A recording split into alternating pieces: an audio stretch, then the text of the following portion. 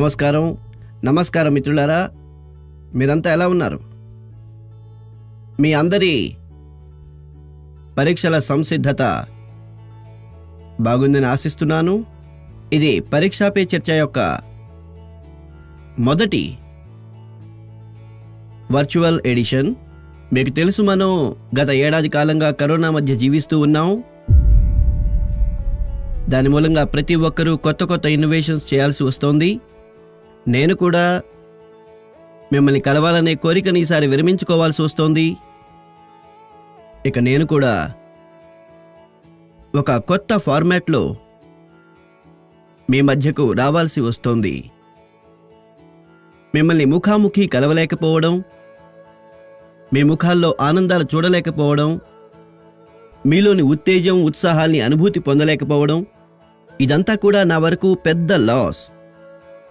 అయినప్పటికీ కూడా పరీక్షలు ఎలాగూ ఉన్నాయి, మీరున్నారు, నేనున్నాను, పరీక్షలున్నాయి. అయితే మరి మంచిదే కదా, మనం పరీక్ష పే చర్చ కంటిన్యూ చేద్దాం. అలాగే ఈ ఏడాది కూడా బ్రేక్ తీసుకోము. ఇప్పుడు మనం మన మాటామంతి పరంపర ప్రారంభించబోతున్నాం. ఒక విషయం నేను ప్రారంభంలో తప్పక దేశ ప్రజలకు కూడా చెప్పాలనుకుంటున్నాను. అలాగే గార్డియన్స్కి చెప్పాలనుకుంటున్నాను, టీచర్స్కి చెప్పాలనుకుంటున్నాను. ఇది పరీక్షా పే చర్చ,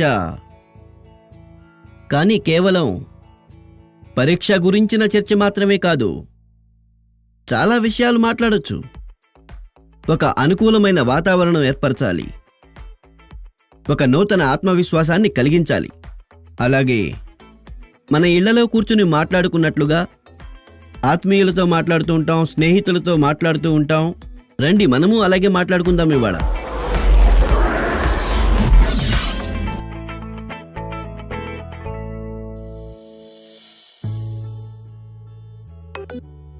నమస్కారం ఆనరబుల్ పిఎం సార్. నమస్కారం. నమస్కారం. నా పేరు ఎన్ పల్లవి. నేను 9వ తరగతి చదువుతున్నాను. సార్, మేమెప్పుడు ఏమనుకుంటూ ఉంటామంటే సంవత్సరం అంతా చదువు బాగానే సాగుతూ ఉంటుంది, కానీ పరీక్షలు దగ్గరికి వస్తున్నాయంటే చాలా ఒత్తిడితో కూడిన పరిస్థితి కలుగుతుంది. దయచేసి దీనికి ఏదైనా పరిష్కారం చెప్పండి సార్. మీకు ధన్యవాదాలు సార్. ధన్యవాదాలు పల్లవి. ఇలాంటిదే ఇంకొక ప్రశ్న కూడా ఉందని నాకు తెలియజేశారు. నమస్కారం గౌరవనీయ ప్రధానమంత్రి గారు. నా పేరు అర్పన్ పాండే. నేను global Indian international school Kuala Lumpur, మలేషియాలో 12వ తరగతి విద్యార్థిని. నేను మీ నుంచి నా భవిష్యత్తు సఫలత కోసం ఒక ప్రశ్నకి సమాధానం ఆశిస్తున్నాను. అలాగే ఈ విషయంలో నాకు మార్గదర్శనం చేస్తారని ఆశిస్తున్నాను. నా ప్రశ్న ఏంటంటే, పరీక్షకి సిద్ధమవుతున్న సమయంలో మా మనసులో తలెత్తే భయాలు ఇంకా ఒత్తిడి నుంచి మేము ఎలా బయటపడాలి? ఏమవుతుంది? మంచి మార్కులు కానీ, మంచి కాలేజు సీట్ కానీ వస్తుందా, రాదా? ధన్యవాదాలు. పల్లవి, అర్పణ్, చూడండి, మీరంతా ఈ ఫియర్ గురించి, భయం గురించి మాట్లాడినప్పుడు నాకు కూడా భయం వేస్తుంది.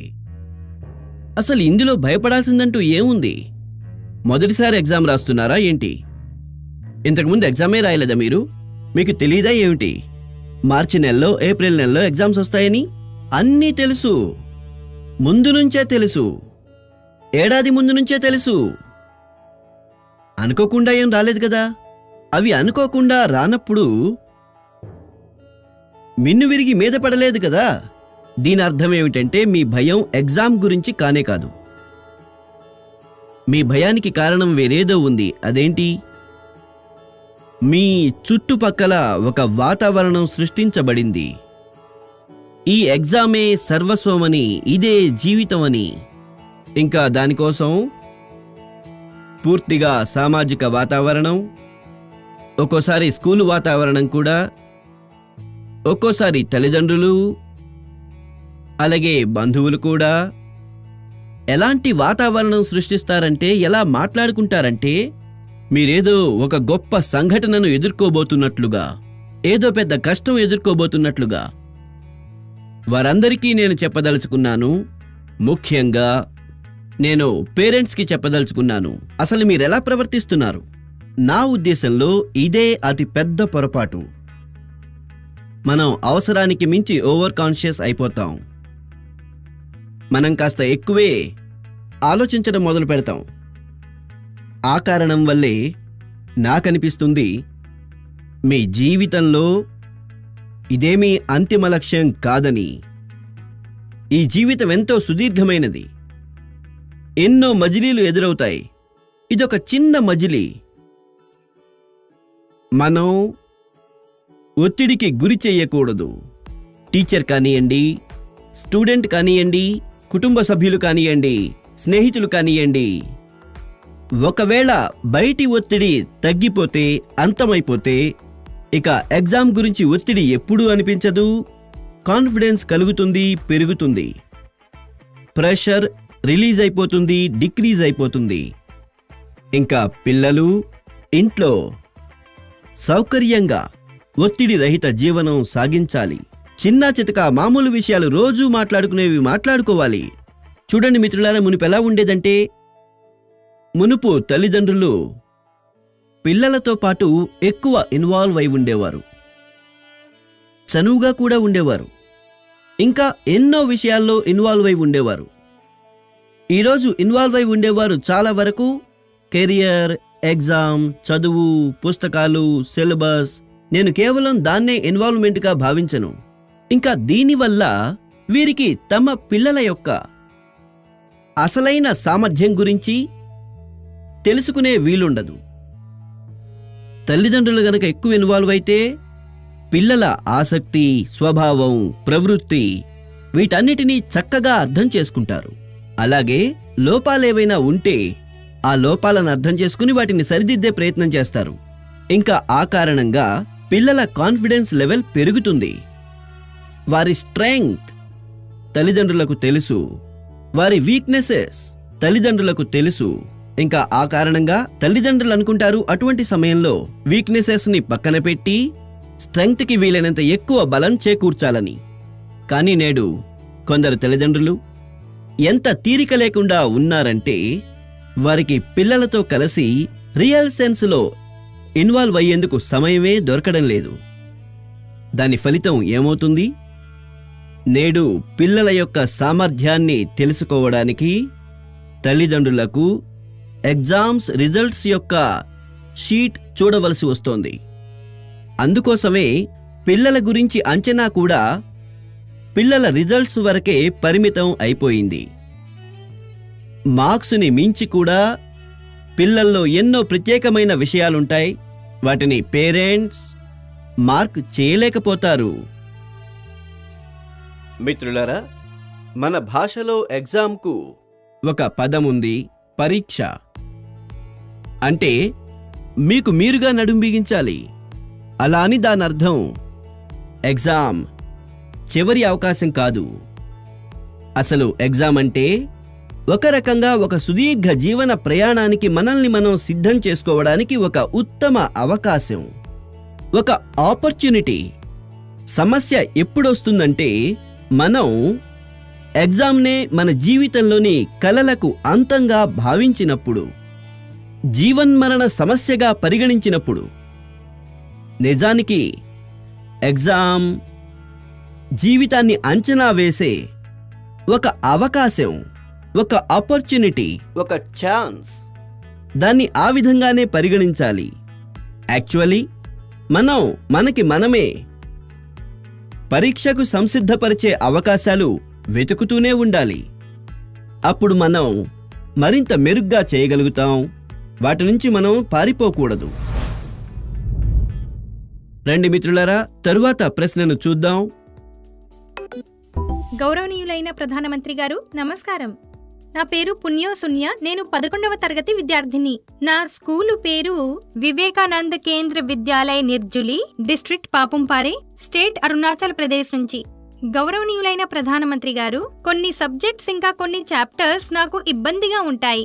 వాటిని వదిలించుకోవాలని చూస్తూ ఉంటాను. నేనెంత ప్రయత్నం చేసినా కూడా అవి నేను చదవలేకపోతాను. దానికి కారణం ఇది కూడా అయి ఉండొచ్చు, ఎందుకంటే నాకు అవంటే భయం వేస్తుంది. సార్, ఈ పరిస్థితిని ఎలా ఎదుర్కోవాల్సి ఉంటుంది? ధన్యవాదాలు సార్. సరే, ఆంధ్ర నుంచి మనం మలేషియా నుంచి ఇప్పుడు అరుణాచల్ చేరుకున్నాం. ఇంకా ఇటువంటి ప్రశ్నే ఇంకొకటి కూడా ఉందని నాకు తెలియజేశారు. గౌరవనీయులైన ప్రధానమంత్రి గారు నమస్కారం. నా పేరు వినీతా గర్గ్ సార్. నేను SRDAV పబ్లిక్ స్కూల్లో 10 ఏళ్ల నుంచి పనిచేస్తున్నాను. నా ప్రశ్న ఏంటంటే, కొన్ని సబ్జెక్టులు ఎటువంటివంటే వాటిని చూసి చాలా మంది పిల్లలు భయపడుతూ ఉంటారు. అందువల్ల వాళ్ళు వీటికి దూరంగా ఉంటారు. దీని గురించి హిస్టరీ లేదా గణితం సబ్జెక్టు ఉపాధ్యాయులు బాగా అర్థం చేసుకోగలరు. ఒక టీచర్ రూపంలో ఈ పరిస్థితిని మరింత మెరుగుపరిచేందుకు మేమేం చేయగలం? ఇదొక భిన్నమైన విషయం నా దృష్టికి వచ్చింది. నేను ప్రయత్నం చేస్తాను. స్టూడెంట్స్ మనసుని స్పృశించేందుకు, అలాగే టీచర్ అడిగిన దానికి అత్యంత శ్రద్ధగా పరిష్కారం తెలియజేస్తాను. మీ ఇద్దరూ ఒక ప్రత్యేకమైన సబ్జెక్ట్ లేదా చాప్టర్ అంటే భయం గురించి చెప్పారు. కేవలం మీరిద్దరే కాదు, ఇలాంటి పరిస్థితిని ఎదుర్కోవలసి వచ్చిన వారు. వాస్తవం ఏమిటంటే ప్రపంచంలో ఇటువంటి పరిస్థితి వర్తించని వారు ఒక్కరంటే ఒక్క వ్యక్తి కూడా ఉండరు. ఇప్పుడు మీ దగ్గర చాలా మంచి 5-6 షర్ట్లు ఉన్నాయనుకోండి. కానీ మీరు చూసే ఉంటారు, 1 లేక 2 షర్ట్లు మీకు ఎంతగా నచ్చుతాయి అంటే పదే వేసుకుంటారు. దాని అర్థం మిగతావి పనికిరానివని కాదు, ఫిట్టింగ్ సరిగా లేదని కాదు. ఆ 2 మీకు ఎంతగా నచ్చుతాయంటే వాటిని మీరు మళ్ళీ వేసుకుంటూ ఉంటారు. కొన్నిసార్లు అయితే తల్లిదండ్రులు కూడా ఈ విషయంలో కోపగించుకుంటారు. దీన్ని ఎన్నిసార్లు వేసుకుంటావని, 2 రోజుల క్రితమే కదా వేసుకున్నావని. ఇష్టం అయిష్టం మనిషి యొక్క స్వభావం. ఒక్కొక్కసారి ఇష్టంతో పాటుగా అటాచ్మెంట్ కూడా ఏర్పడుతుంది. మరి ఇందులో భయానికి, సందిగ్ధతకు మనం భయపడాల్సిన అవసరం ఏముంది? వాస్తవానికి జరిగేదేమిటంటే, మీకు కొన్ని వస్తువులు బాగా నచ్చడం మొదలైనప్పుడు అప్పుడు వాటి పట్ల మీరు చాలా కంఫర్ట్ అయిపోతారు. కంఫర్టబుల్గా అనిపిస్తుంది, సహజంగా అనిపిస్తుంది. అయితే ఏ వస్తువుల పట్ల మీరు సౌకర్యవంతంగా ఉండలేరో వాటి ఒత్తిడిలో మీ 80% ఎనర్జీ మీరు దాని మీద వెచ్చిస్తారు. అందుకనే స్టూడెంట్స్కి నేను చెప్పేది ఏంటంటే, మీరు మీ యొక్క ఎనర్జీని ఈక్వల్లీ డిస్ట్రిబ్యూట్ చేయాల్సి ఉంటుంది. అన్ని సబ్జెక్టులలోనూ సమానంగా పంచాలి. మీ దగ్గర చదువుకోవడానికి 2 గంటల సమయం ఉంది. ఆ 2 గంటల్లో అన్ని సబ్జెక్టులని సమాన భావనతో చదవండి. మీ సమయాన్ని ఈక్వల్గా డిస్ట్రిబ్యూట్ చేయండి. మిత్రులారా, మీరు చూసే ఉంటారు, టీచర్స్, తల్లిదండ్రులు మనకేం నేర్పుతారంటే సరళమైన వాటిని ముందుగా చెయ్యమని. సాధారణంగా ఇలాగే చెప్పడం జరుగుతుంది. ఇంకా ఎగ్జామ్లో అయితే ముఖ్యంగా చెప్పడం జరుగుతుంది, తేలికైనవి ముందుగా రాయమని. టైం మిగిలితే అప్పుడు కఠినమైన వాటిని రాయండి. కానీ చదువు విషయంలో నాకనిపిస్తుంది ఈ సలహా అవసరం లేదు అని, ఉపయోగము ఉండదని. నేను ఈ విషయాన్ని భిన్నమైన దృక్కోణంలో చూస్తాను. నేనేమంటానంటే, చదువుకునే విషయంలో కఠినమైన దాన్ని ముందుగా తీసుకోండి. మీ మైండ్ ఫ్రెష్గా ఉంటుంది, మీరు ఫ్రెష్గా ఉంటారు. దాన్ని అటెండ్ చేసే ప్రయత్నం చేయండి. క్లిష్టమైన దాన్ని అటెండ్ చేసినప్పుడు సరళమైనది ఇంకా తేలిగ్గా అనిపిస్తుంది. నేను నా అనుభవం చెప్తాను. నేను ముఖ్యమంత్రిగా ఉన్నప్పుడు, ప్రధానమంత్రి అయినప్పుడు నేను కూడా చాలా చదవాల్సి ఉంటుంది, నేర్చుకోవాల్సి ఉంటుంది. చాలా మంది నుంచి నేర్చుకోవాల్సి ఉంటుంది, విషయాలు అర్థం చేసుకోవాల్సి ఉంటుంది. నేనేం చేసేవాడిని అంటే, క్లిష్టమైన విషయాలు ఏవైతే ఉంటాయో వాటి నిర్ణయాలు కొంచెం గంభీరమైనవి ఉంటాయో, నేను నా ఉదయాన్ని ప్రారంభిస్తాను కదా, క్లిష్టమైన వాటితో ప్రారంభించడం ఇష్టపడతాను. అత్యంత క్లిష్టమైన విషయాలను అధికారులు నా దగ్గరికి తీసుకొస్తూ ఉంటారు. వారికి తెలుసు. అప్పుడు నా మూడు చాలా భిన్నంగా ఉంటుంది. నేను చాలా వేగంగా అర్థం చేసుకుంటాను. నిర్ణయాలు తీసుకునే విషయంలో ముందడుగు వేస్తాను. నేను ఒక నియమం పెట్టుకున్నాను, ఇంకా ప్రయత్నిస్తాను. అలాగే సరళమైన విషయాల్లో రోజంతా అలసిపోయిన తర్వాత రాత్రి బాగా ఆలస్యం అయిపోతే సరేలే, ఇక బుర్ర ఎక్కువ పెట్టాల్సిన అవసరం లేదు, తప్పులు జరిగే అవకాశం తక్కువ, అలాంటి వాటిని నేను రాత్రిపూట లేట్ అయినా చేసేస్తాను. అయితే ఉదయం లేచినప్పుడు నేను కఠినమైన వాటితోనే పోటీ పడేందుకు సిద్ధపడతాను. మిత్రులారా, మరొక్క విషయం మనం మన నుంచే నేర్చుకోవాల్సి ఉంటుంది. మీరు చూడండి, ఎవరైతే జీవితంలో సఫలత సాధించారో వారు అన్ని విషయాల్లోనూ నిష్ణాతులు కారు. కానీ ఏదైనా ఒక విషయంలో లేదా ఏదైనా ఒక్క సబ్జెక్టులో వారి పట్టు అద్భుతంగా ఉంటుంది. ఎలాగంటే లతా దీదీ ఉన్నారు. లతా మంగేష్కర్ గారు ప్రపంచ ప్రసిద్ధి పొందారు. భారతదేశంలో ప్రతి ఒక్కరికి తెలుసు. అయితే ఎవరైనా ఆవిడ దగ్గరికి వెళ్ళి ఇవాళ మా క్లాస్కి వచ్చి మాకు జాగ్రఫీ చదివించమంటే ఆవిడ చదివించలేకపోవచ్చు. నాకు తెలియదు చదివించగలరో చదివించలేరో కూడా. కానీ లతా మంగేష్కర్ గారి పాండిత్యం జాగ్రఫీలో ఉండి ఉండకపోవచ్చు. కానీ సంగీత ప్రపంచంలో ఆవిడ ఎంతో సాధించింది. ఒక విషయం గురించి ఒక రకంగా ఆవిడ తన జీవితాన్ని అంకితం చేసింది. నేడు ఆవిడ ప్రతి ఒక్కరికి ప్రేరణకారకమైంది. అందుచేతనే మీకు కొన్ని సబ్జెక్టులు కష్టమైనవి అనిపించవచ్చు. అది మీ జీవితంలో ఏ రకమైన లోటు కాదు.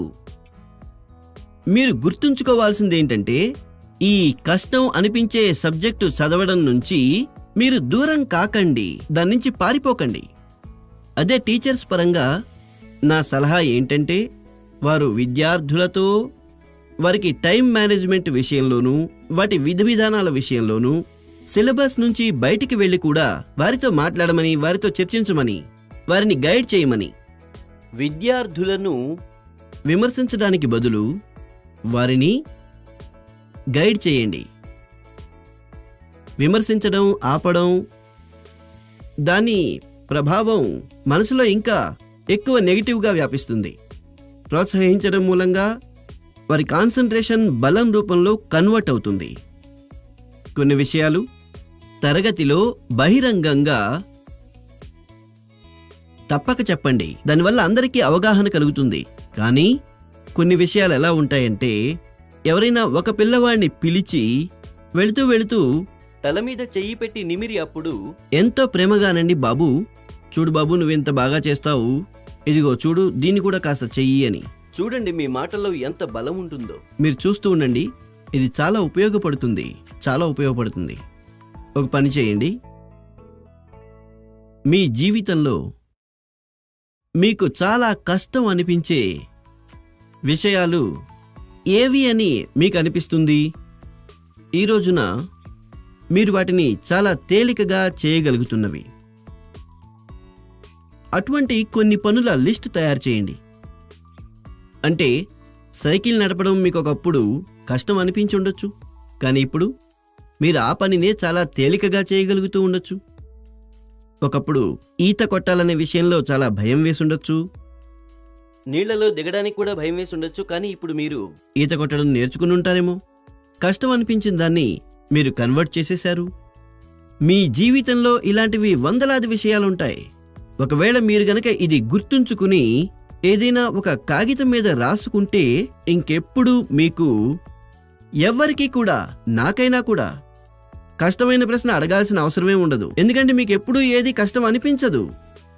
మిత్రులారా, నా మీద నమ్మకం ఉంచి ఒకసారి చేసి చూడండి. ఆనరబుల్ ప్రైమ్ మినిస్టర్ గారు, వనక్కం. వణక్కం, పేరు వణక్కం. నీలనంద్. 12th క్లాస్ చదువుతున్నాను. Vivekananda Kendriya Vidyalaya matric higher secondary school, Kanyakumari నుంచి. డియర్ సార్, ఈ మహమ్మారి పరిస్థితుల్లో ఆన్లైన్ క్లాసెస్ తర్వాత మాకు మునుపు కంటే ఎక్కువ ఫ్రీ టైం దొరుకుతోంది. ఈ ఫ్రీ టైంని ఏ విధంగా మేము సద్వినియోగపరచుకోగలం? నాకు ఈ గొప్ప అవకాశం కల్పించిన గౌరవనీయ ప్రధానమంత్రి గారికి ధన్యవాదాలు. వణక్కం. ఒకవేళ మీ అమ్మా నాన్నలకి మీరు పరీక్షా సమయం గురించి కాకుండా ఖాళీ సమయం గురించి అడుగుతున్నారని తెలిస్తే అప్పుడు చూడండి అసలు ఏం జరుగుతుందో. సరే, నాకు ఈ ప్రశ్న చాలా నచ్చింది. మీరు ఎగ్జామ్ సమయంలో కూడా ఖాళీ సమయం పట్ల దృష్టి సారించారు. ఖాళీ సమయం గురించి చర్చిస్తున్నారు. చూడండి మిత్రులారా, ఖాళీ సమయం, దాన్ని ఖాళీగా మీరు భావించకండి. అది ఒక భాండాగారం. ఖాళీ సమయం అంటే ఒక సౌభాగ్యం. ఖాళీ సమయం ఒక అవకాశం. మీ దినచర్యలో ఖాళీ సమయంలోని కొన్ని క్షణాలు ఉండాల్సిందే. లేదంటే జీవితం ఒక రోబోట్ లాగా అయిపోతుంది. అసలు ఖాళీ సమయం అనేది 2 విధాలుగా ఉండవచ్చు. ఒకటి, మీకు ఉదయం నుంచే తెలుసు ఇవాళ మీరు 3 నుంచి 4 గంటల మధ్య ఫ్రీగా ఉంటారని. లేదా రాబోయే ఆదివారం నాడు మీరు రోజులో సగం టైం ఫ్రీ అని. లేదా 4వ తారీఖు సెలవు, మీకు మధ్యాహ్నం వరకు మీ వద్ద ఏ పని లేదు మీకు తెలుసు. కానీ రెండోది ఏంటంటే, దాని గురించి మీకు లాస్ట్ మూమెంట్లో తెలుస్తుంది. ఒకవేళ మీకు ముందు నుంచే తెలిస్తే మీ దగ్గర ఖాళీ సమయం ఉందని మీరు మీ పేరెంట్స్ లేదంటే మీ చెల్లి లేదా తమ్ముడితో చెప్పవచ్చు, నేను మీకు హెల్ప్ చేస్తాను అని. మీరు ఏం పని చేయాలి, మీరు ఏం చేస్తున్నారు, నేనేం హెల్ప్ చేయగలను అని. రెండోది, మీరు ఆలోచించండి, మీకు సంతోషాన్ని ఇచ్చే పని ఏమిటి అని. ఇది కాస్త బరువైన మాటే. స్వాంతః సుఖాయ. దేనివల్ల మీకు సుఖం లభిస్తుందో, మీకు ఆనందం లభిస్తుందో, మీ మనసును రంజింపచేస్తుందో మీరు అటువంటి పని కూడా చెయ్యవచ్చు. ఇప్పుడు మీరు నన్ను అడిగారు కదా, నేను ఆలోచిస్తున్నాను నాకేం చెయ్యడం ఇష్టం అని. నేను నా దినచర్యలో అబ్జర్వ్ చేశాను, ఒకవేళ నాకు కొద్దిగా ఖాళీ సమయం దొరికినా కూడా ఉయ్యాల కనుక ఉంటే నాకనిపిస్తుంది కాసేపు ఆ ఉయ్యాల మీద కూర్చుని ఊగాలని. చాలా అలసటగా ఉన్నా, ఒకవేళ 5 నిమిషాల సమయం దొరికినా, లేదా నేనేదైనా పని చేస్తున్నా కూడా నా ఖాళీ సమయంలో ఉయ్యాల మీద కూర్చుంటే కారణమేమిటో తెలియదు, కానీ నా మనసు ఉల్లాసంగా అయిపోతుంది.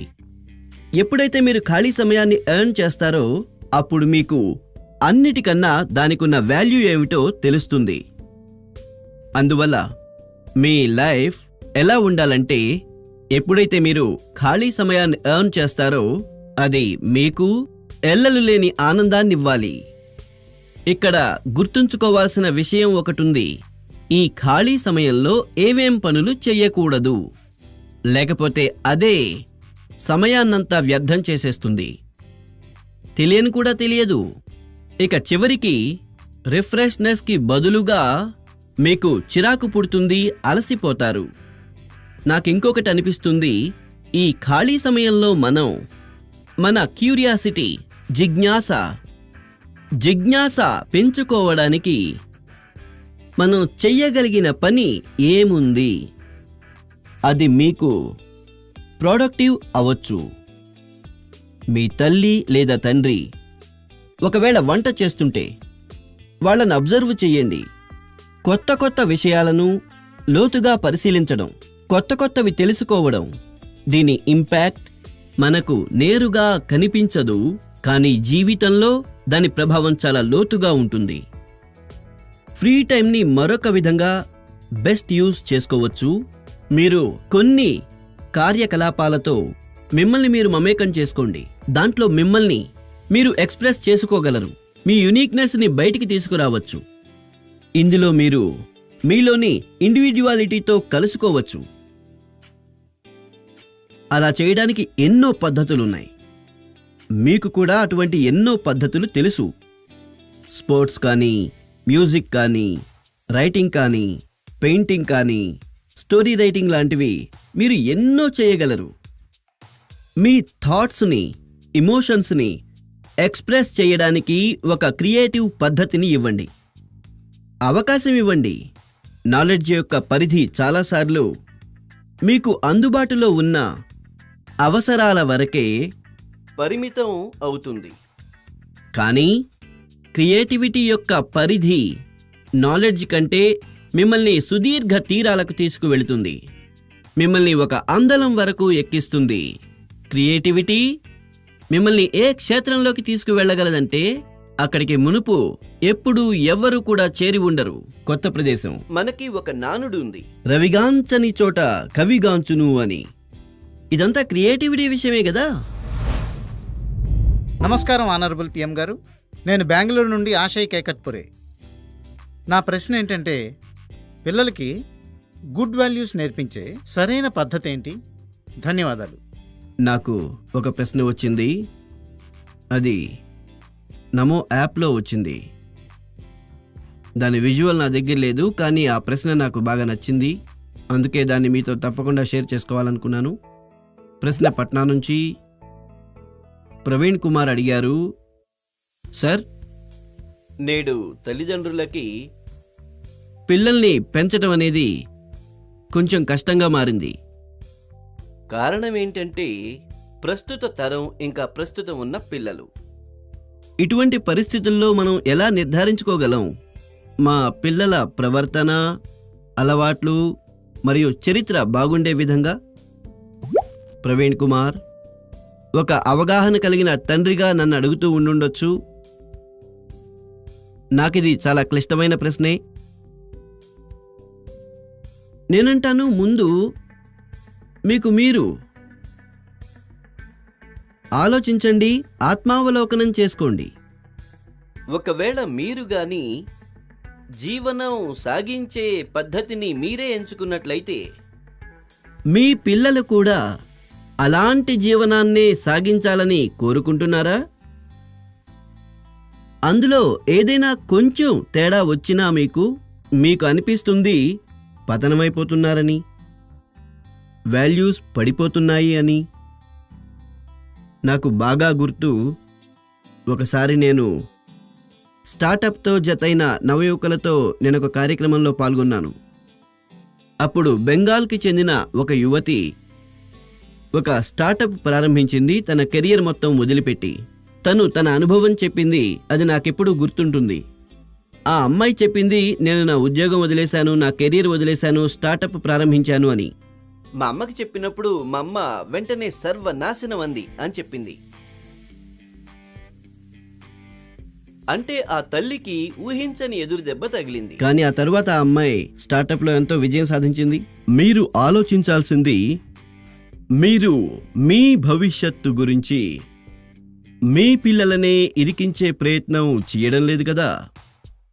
అందుకే మీ కుటుంబం, మీ సాంప్రదాయాలు, వాటికి ప్రాథమిక విలువలను ఏ విధంగా జోడించాలి మనం ఐడెంటిఫై చేయవలసి ఉంటుంది.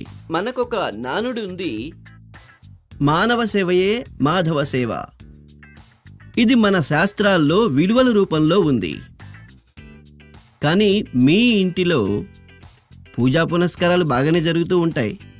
ప్రపంచానికి మీరు ధర్మాత్ముల్లా కనిపిస్తారు, రిచువల్స్తో నిండిన జీవితం. కానీ మీరు మానవ సేవలో ఎక్కడా కనిపించరు.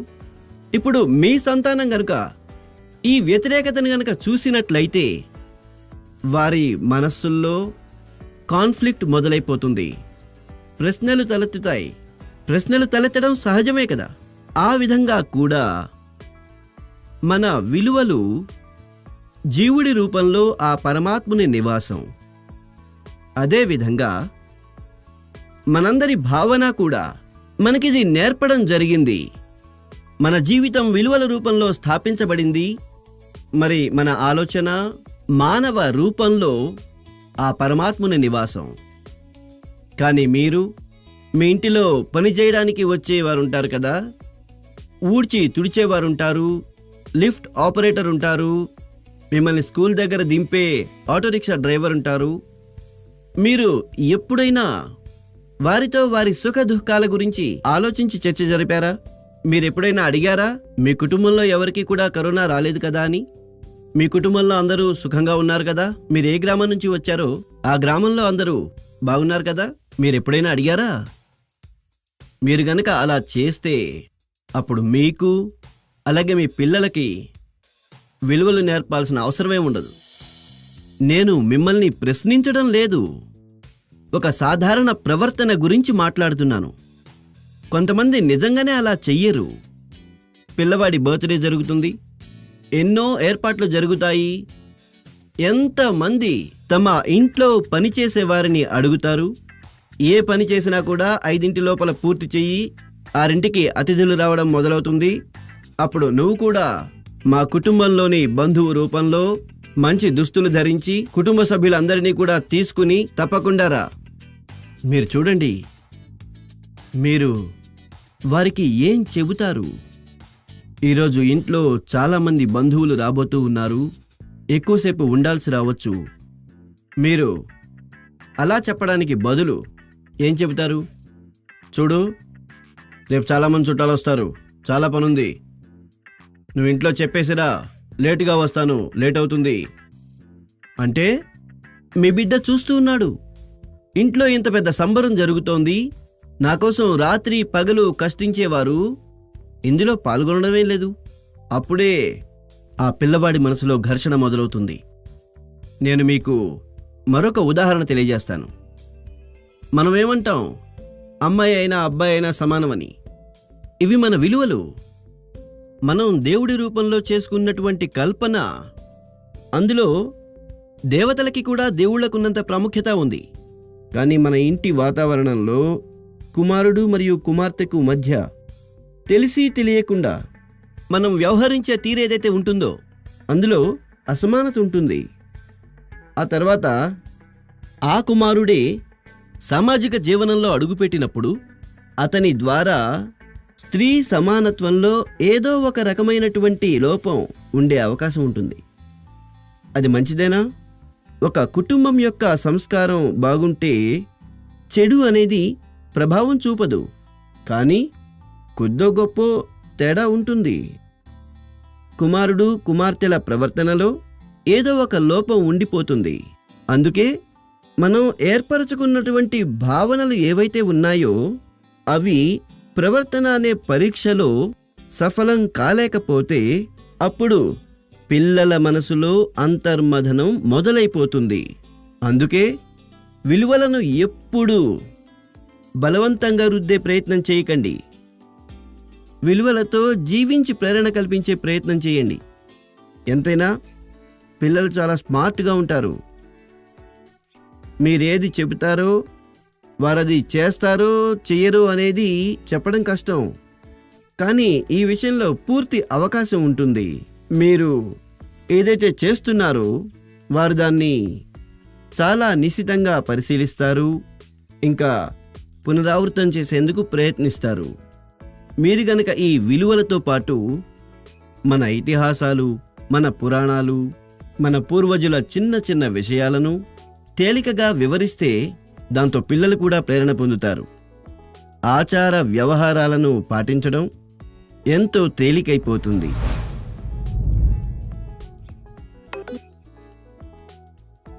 నమస్కారం సార్, నా పేరు ప్రతిభా గుప్తా, కుందన్ విద్యామందిర్ లుధియానా నుంచి. సార్, మీకు నా ప్రశ్న ఏమిటంటే, ఎప్పుడూ పిల్లల చేత పని చేయించాలంటే వాళ్ళ వెంట పడాల్సి వస్తుంది. మేం వాళ్ళని సెల్ఫ్ మోటివేటెడ్గా ఎలా తయారు చేయగలం? వాళ్ళ పనులు వాళ్ళు చేసుకునే విధంగా. ధన్యవాదాలు. మీరేమీ అనుకోకండి, నేను కొంచెం ఈ విషయంలో భిన్నమైన అభిప్రాయం తెలుపుతాను. నాకేమనిపిస్తుందంటే పిల్లల వెనక ఎందుకు పరిగెత్తాల్సి వస్తుందంటే, ఎందుకంటే వారి వేగం మనకంటే ఎక్కువ. ఇది నిజమే. పిల్లలకు నేర్పడానికి, చెప్పడానికి, సంస్కారం అందించడానికి బాధ్యత కుటుంబంలోని ప్రతి ఒక్కరిది. కానీ చాలాసార్లు పెద్దవాళ్ళమైనప్పటికీ కూడా మనం కూడా కాస్త మూల్యాంకనం చేసుకోవాలి. మనం ఒక స్ట్రక్చర్ రూపొందించేస్తాం, ఇంకా పిల్లలని దానికి అనుగుణంగా తయారు చేసేందుకు ప్రయత్నిస్తాం. అసలు సమస్య ఇక్కడి నుంచే మొదలవుతుంది. మనం దీన్ని సోషల్ స్టేటస్కి సింబల్గా భావిస్తూ ఉంటాం. తరచూ తల్లిదండ్రులు తమ మనసులో కొన్ని లక్ష్యాలను రూపొందించుకుంటారు, కొన్ని పారామీటర్స్ తయారు చేసుకుంటారు, అలాగే కొన్ని కలలు కూడా కంటూ ఉంటారు. అప్పుడు ఆ కలలని, ఆ లక్ష్యాలని సాధించడం కోసం భారాన్ని పిల్లల మీద వేసేస్తారు. మనం మన లక్ష్యాల కోసం పిల్లలని తెలిసి తెలియకుండా, నన్ను క్షమించండి, నా మాటలు కొంచెం కఠినంగా అనిపించవచ్చు, తెలిసి తెలియకుండానే మనం పిల్లలని ఇన్స్ట్రుమెంట్స్గా భావిస్తూ ఉంటాం. ఎప్పుడైతే పిల్లలను ఆ దిశగా లాగడంలో విఫలమవుతామో మనం ఏమంటామంటే మన పిల్లలలో మోటివేషన్ ఇంకా ఇన్స్పిరేషన్ లోపం ఉందని. ఎవరినైనా మోటివేట్ చేయడానికి మొదటి పార్ట్ ట్రైనింగ్, ప్రాపర్ ట్రైనింగ్. ఒకసారి పిల్లల మనసుల్ని ట్రైన్ చేసినట్లయితే ఇక ఆ తర్వాత మోటివేషన్కి సమయం మొదలవుతుంది. ట్రైనింగ్కి అనేక మాధ్యమాలు, అనేక మార్గాలు ఉండవచ్చు. మంచి పుస్తకం, మంచి మూవీస్, మంచి కథలు, మంచి కవితలు, మంచి సామెతలు లేదా మంచి అనుభవాలు, ఇవన్నీ ఒక విధంగా ట్రైనింగ్ కోసమే టూల్స్. అంటే మీరు మీ బిడ్డ ఉదయాన్నే లేచి చదువుకోవాలి అనుకుంటారు. మీరు అతనితో అంటారు, చెబుతారు కూడా, తిడతారు కూడాను, అయినా మీకు ఫలితం కనిపించదు. కానీ మీ ఇంట్లో ఎప్పుడైనా ఏదైనా పుస్తకం గురించి చర్చ జరుగుతుందా? అందులో ఇండైరెక్ట్లీ పొద్దున్నే లేస్తే కలిగే లాభాల గురించి చర్చ జరిగిందా? మన వాళ్ళు ఆధ్యాత్మిక జీవితం గడిపేవారు. బ్రాహ్మీ ముహూర్తం నుంచే వారికి రోజు ప్రారంభమైపోతుంది. అలాగే అటువంటి నామ్స్ని అనుసరిస్తారు. మరోవైపు ఈ మధ్య 5 AM క్లబ్ గురించి కూడా చర్చ జరుగుతోంది. మీరు ఎప్పుడైనా అటువంటి పుస్తకం గురించి ఇంట్లో చర్చ జరిపారా? లేదంటే అటువంటి మూవీ లేదా డాక్యుమెంటరీ చూసారా? అందులో ఈ విషయం గురించి శాస్త్రీయ పద్ధతిలో తర్కంతో కూడిన, ఎమోషన్స్తో కూడిన విషయాలు చెప్పారా? మీరిది ఒక్కసారి చేసి చూడండి. ఉదయమే లేవడానికి పిల్లలకి ట్రైనింగ్ దానంతటా అదే అయిపోతుంది. ఒకసారి మనసు ట్రైన్ అయిపోతే, పిల్లవాడికి మనసులో పడితే ఉదయం లేవడం వల్ల లాభాలేమిటని అప్పుడు తనే స్వయంగా మోటివేట్ అవ్వడం మొదలు పెడతాడు. ఇదే ఎన్విరాన్మెంట్ క్రియేషన్ అంటే. ఇంట్లో అన్నిటికంటే అవసరమైనది ఇదే.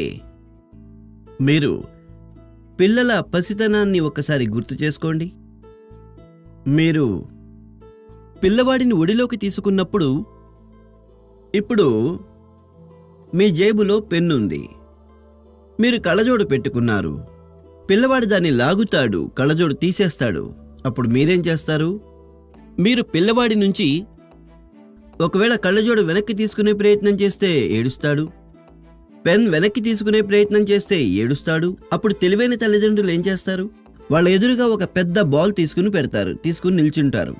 అప్పుడు పిల్లవాడు ఏం చేస్తాడు? కళ్ళజోడు వదిలేస్తాడు, పెన్ను వదిలేస్తాడు, ఆ బాల్ ఆడుకోవడానికి తీసుకుంటాడు. ఏడవడు, తేలికగా మీరు సొల్యూషన్ వెతుకుతారు. మీరు తన మైండ్ డైవర్ట్ చేసి తనకి ఇంకా ఎక్కువ ఇష్టమైన ఇంకో పాజిటివిటీ ఇచ్చి తనని మోటివేట్ చేస్తారు. ఈ పనిని మీరు ముందే చేసున్నారు. పిల్లవాడి బాల్యంలో మీరు చేసిన అదే పని మీరు ఇప్పుడు కూడా చేయగలరు. మీరు వినే ఉంటారు, ఒక దీపంతో మరొక దీపం వెలుగుతుంది. మీ పిల్లవాడు ఇతరుల మీద ఆధారపడి ఉండకూడదు. మీ పిల్లవాడు స్వయం కృషి మీద ఆధారపడాలి. పిల్లల్లో ఉండే ఆ ప్రకాశం మీరు చూడాలనుకుంటే ఆ ప్రకాశం వారి లోపల నుంచి ప్రకాశవంతం కావాలి. అది మీ అవగాహనతో, చురుకైన ప్రయత్నాలతోనే సాధ్యం. మీరు మీ యాక్షన్లలో ఏ మార్పునైతే చూపిస్తారో వాటిని పిల్లలు చాలా నిశితంగా అబ్జర్వ్ చేస్తారు. ఇక్కడ మరొక విషయం కూడా గుర్తు చేయాలనుకుంటున్నాను. పిల్లలకు ఎప్పుడూ కూడా భయాన్ని కలిగించి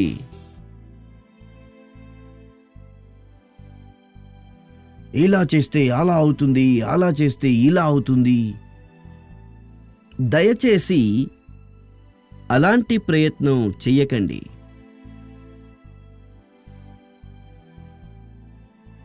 ఒక రకంగా ఆ పద్ధతి చాలా తేలికగా అనిపిస్తుంది, కానీ దీంతో ఒక రకంగా నెగటివ్ మోటివేషన్కి అవకాశాలు పెరిగిపోతాయి. ఎప్పుడైతే మీరు సృష్టించిన భయం తొలగిపోతుందో అప్పుడు పిల్లల మోటివేషన్ కూడా అంతమైపోతుంది.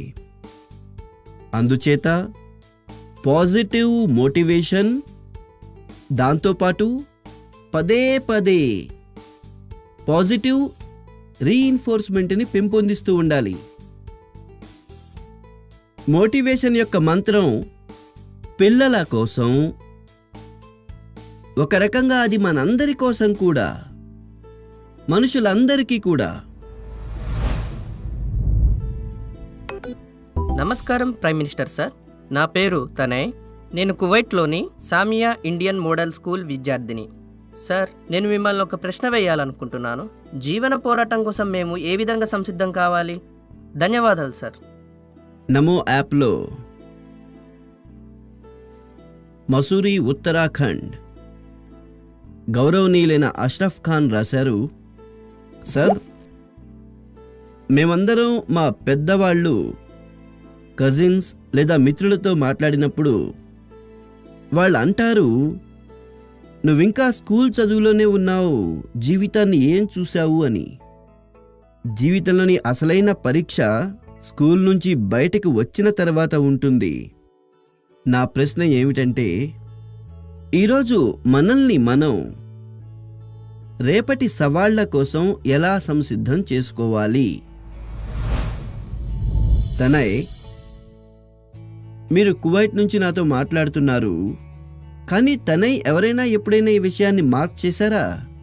నీకున్న ఆ స్వరం అది గాడ్ గిఫ్టెడ్.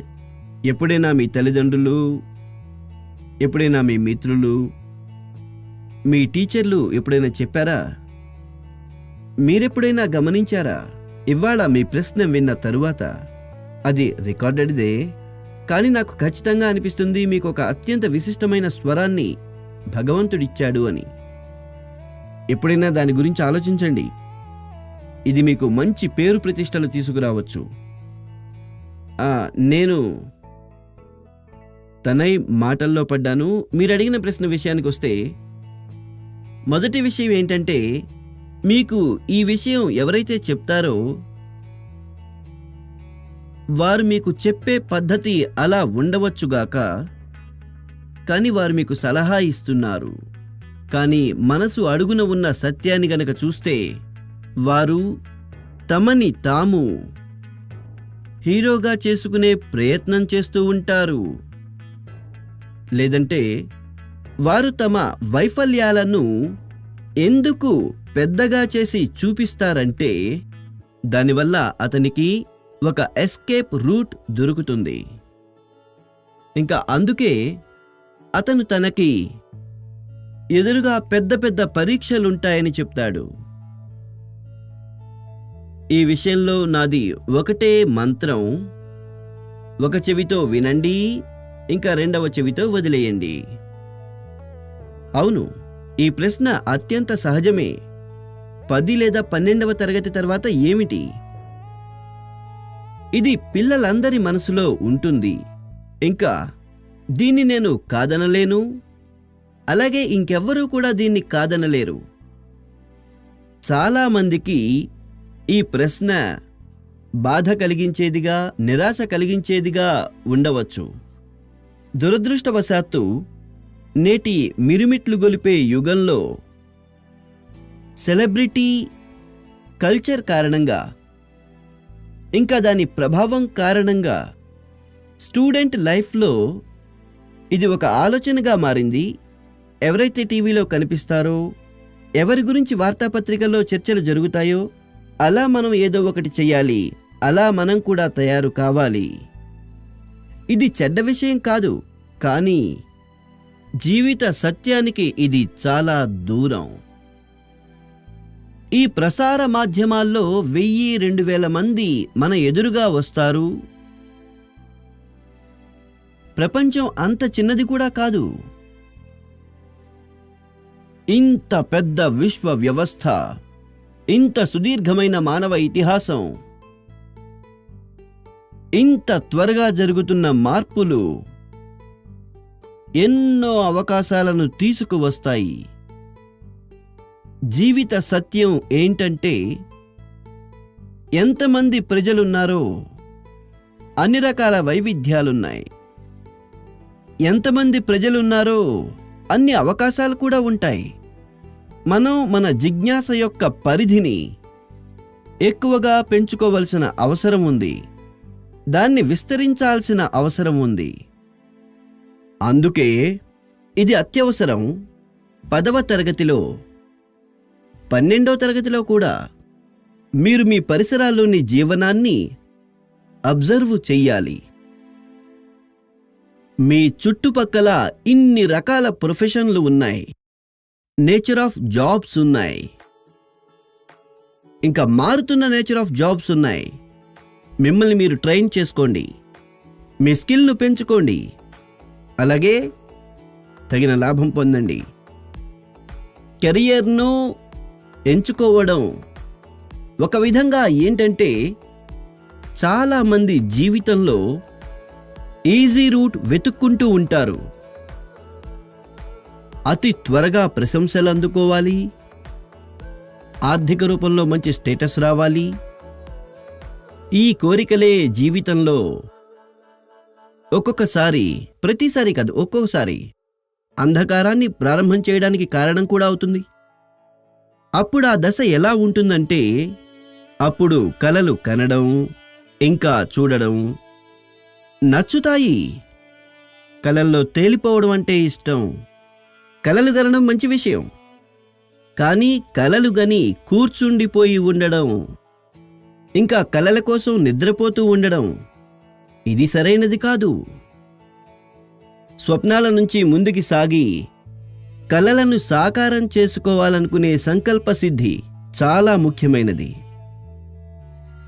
మీరు ఆలోచించాలి, అది మీకున్న ఆ ఒక కల ఏమిటి? దేనినైతే మీరు మీ జీవన సంకల్పంగా చెయ్యాలనుకున్నారో, మీరు సంకల్పం తీసుకున్న వెంటనే మీకు ముందున్న మార్గం కూడా ఎంతో స్పష్టంగా కనబడుతుంది. గౌరవనీయులైన ప్రధానమంత్రి గారు, నమస్కారం. క్షమించాలి, నా ప్రశ్న పరీక్షకు సంబంధించింది కాదు. దయచేసి మీరిది చూసి నవ్వద్దు. ఇప్పటి పిల్లలు ప్రాపర్గా భోజనం చెయ్యరు. ఎప్పుడు చూసినా చిప్స్, చాక్లెట్స్, ఇంకా జంక్ మీదే వాళ్ల దృష్టుంటుంది. మీరు దయచేసి మాకు కాస్త చెప్తారా, ఈ విషయంలో మేమేం చెయ్యాలని? ఇటువంటివే మరికొన్ని ప్రశ్నలు నా దగ్గరున్నాయి. ఇంకా ఇవి నరేంద్ర మోదీ యాప్లో ఛత్తీస్గఢ్ రాయ్పూర్ నుంచి సునీతా పాల్ గారు రాశారు. సార్, మా పిల్లలు, మేము టిఫిన్ ఇస్తాం కదండి, వాళ్ళవి తినరు. ఇంకా ఎప్పుడు ఫాస్ట్ ఫుడ్ తింటామని గొడవ చేస్తారు. దయచేసి ఈ విషయంలో మాకు మార్గదర్శనం చెయ్యండి. నాకు అర్థం కావడం లేదు. నేను ఈ ప్రశ్నలన్నీ విన్నాక చిరునవ్వు నవ్వాలో, విరగబడి నవ్వాలో ఒకవేళ ఈ విషయం గురించి మనం మనస్తత్వ శాస్త్రవేత్తలా ముందుకు సాగితే ఈ సమస్యకు పరిష్కారం తేలికగా లభిస్తుందేమో. మన ట్రెడిషనల్ ఆహార పదార్థాలున్నాయి కదా, మనస్తత్వవేత్తగా వాటి పట్ల మనకు సహజంగా గౌరవభావం కలుగుతుంది. దానికున్న ప్రత్యేకతలు, వాటి గురించి మాట్లాడండి. అన్నం వండే మన ప్రక్రియ ఏదైతే ఉందో, ఈ కిచెన్లోని యాక్టివిటీ ఏదైతే ఉందో, అది కుటుంబంలోని మిగతా సభ్యులకు తెలిసి ఉండాలి. ఎంత శ్రమించిన తరువాత అన్నం ఉడుకుతుంది. పిల్లల ముందు కూడా ఈ విషయాలన్నీ చర్చకు తీసుకురావాలి. అన్నం ఎలా ఉడుకుతుంది, ఎంత సమయం పడుతుంది, ఎన్ని ఇంగ్రీడియంట్స్ ఉంటాయి, వారికి అనుభూతి కలుగుతుంది, మొత్తం మీద ఎంత శ్రమతో కూడుకున్న పని ఉంటుందో. అప్పటికి కానీ నా కంచం నిండదు అని. రెండవది, ప్రస్తుత తరంలో ఎన్నో రకాల ఆహార పానీయాల వెబ్సైట్స్ ఉన్నాయి. హెల్దీ ఫుడ్స్కి కూడా లోటేమీ లేదు. మరి మనం వీటి నుంచి కూడా సమాచారాన్ని క్రోఢీకరించి ఇటువంటి వాటిని తీసుకుని ఏదైనా గేమ్ డెవలప్ చేయొచ్చేమో. అది మనం వారంలో ఒకసారి ఆడగలిగే వీలుగా. ఉదాహరణకి క్యారెట్ తీసుకుందాం. దాని ఇంపార్టెన్స్ గురించి మనం మాట్లాడితే దానివల్ల ఉపయోగాలేమిటి, లాభాలేమిటి, న్యూట్రియంట్స్ ఏముంటాయి, అలా చేసి చూడండి. రెండవది, మనందరి ఇళ్లలో ఉండే ఫ్యామిలీ డాక్టర్. ఆ డాక్టర్ ఒక రకంగా మిత్రుడే అవుతారు. ఎప్పుడైనా వారు ఇంటికి వచ్చినప్పుడు అప్పుడు వారి మాటలను కుటుంబం అంతా వినాలి. ఏ రకమైన ఆహారం యొక్క ప్రాముఖ్యత ఏమిటో, న్యూట్రియంట్స్ ఎక్కడి నుంచి దొరుకుతాయి, ఏం తినాల్సి ఉంటుంది, వారు చెప్పగలుగుతారు. మీ ఇంటిలో ఏ ప్రాబ్లం హెరిడిటరీనో, మరి వాటి బారిన పడకుండా ఉండేందుకు ఏం తినవలసి ఉంటుంది. దీనివల్ల కూడా పిల్లలకి ఉపయోగం ఉంటుంది. మూడవది, మీరు టీచర్ని రిక్వెస్ట్ చేయవచ్చు. ఇప్పుడు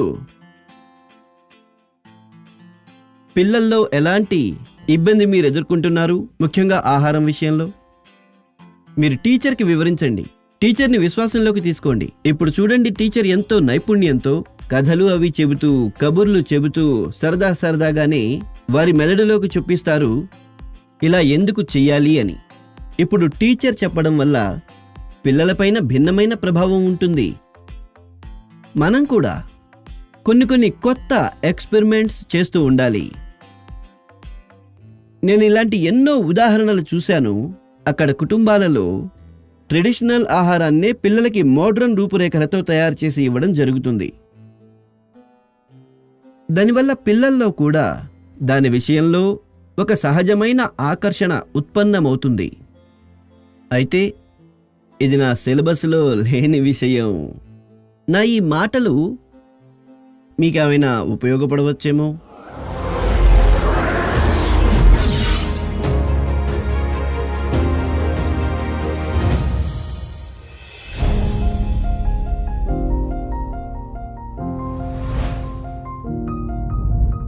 దివ్యాంక నమస్కారం.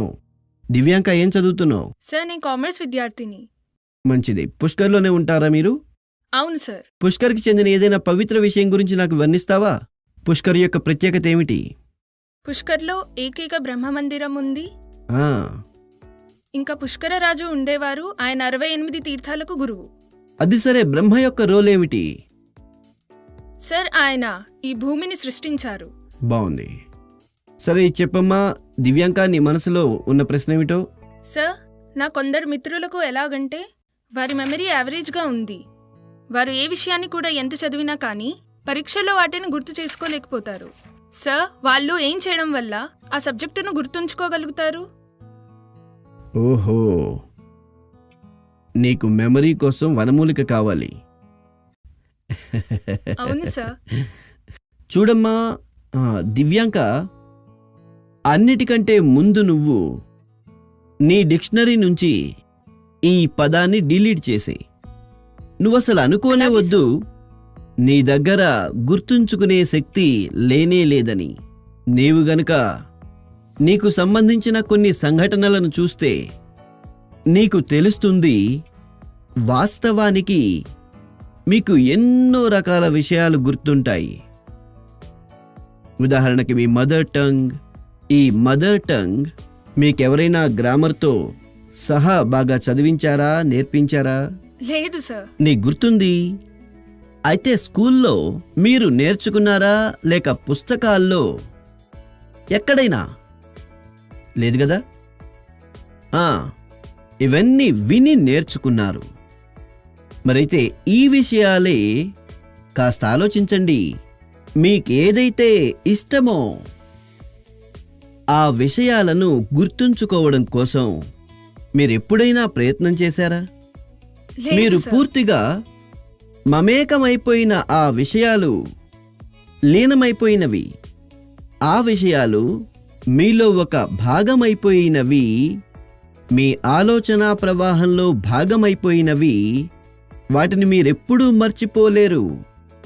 మరో మాటగా చెప్పాలంటే ఇది మెమరైజ్ కాదండి, యాక్చువల్లీ ఇది ఇంటర్నలైజ్.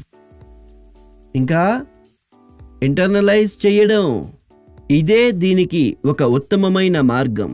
అందుకోసమే మీరు గుర్తు చేసుకునేందుకు శ్రమించడానికి బదులు మీరు దాంతో కలిసి జీవించే ప్రయత్నం చేయాలి. సహజత్వం, సరళత్వం, సమగ్రతతో పాటుగా మీ దగ్గర కూడా అత్యంత టాలెంటెడ్ వ్యక్తిలో ఉండే అవే శక్తులు అన్నీ మీ దగ్గర కూడా ఉన్నాయి. ఆలోచించండి. మీ సోదరుడు లేదా సోదరితో పాటు మీకేదైనా గొడవ జరిగితే అది మీకు బాగా గుర్తుండిపోతుంది. మీరు దాన్ని మర్చిపోరు. అంతేకాకుండా మీకు గుర్తుండిపోయే మరో విషయం, ఆ సమయంలో మీరు మీ సోదరుడు సోదరి ఏ బట్టలు ధరించి ఉన్నారు, మీరు నిలబడి కొట్లాడుతున్నారా, పరిగెడుతూ కొట్లాడుతున్నారా, అన్నీ గుర్తుంటాయి. అవును. ఒక్కొక్క వాక్యం గుర్తుంటాయి. అవును సార్. అంటే దీనికి ఒక అర్థం ఏమిటంటే మీరు అందులో ఫుల్లీ ఇన్వాల్వ్డ్ అని. మీరు ఆ క్షణాన్ని పూర్తిగా అనుభవించారు. ఇది స్పష్టం. విషయాలు గుర్తుండి ప్రాపర్లీ రీకాల్ చేయగలగాలి. అందుకోసం మీరు ఏ క్షణంలో ఉన్నారో ఆ క్షణంలోనే ఉండండి. అలాగే అందులో పూర్తిగా ఇన్వాల్వ్ అవ్వడం ఎంతో అవసరం. అంటే మనం చదువుతున్నాం, పుస్తకం చేతిలో ఉంది, మరి మనసేమో ఆటల మైదానంలో స్నేహితులతో, మిత్రులతో, దాంతో వ్యవహారం దెబ్బతింటుంది. ముందు ముందు మీలో నుంచి ఏ విద్యార్థి అయినా సైకాలజీ గనుక చదివితే అందులో మెమరీ బై అసోసియేషన్ అనే కాన్సెప్ట్ వివరంగా తెలియజేయడం జరుగుతుంది.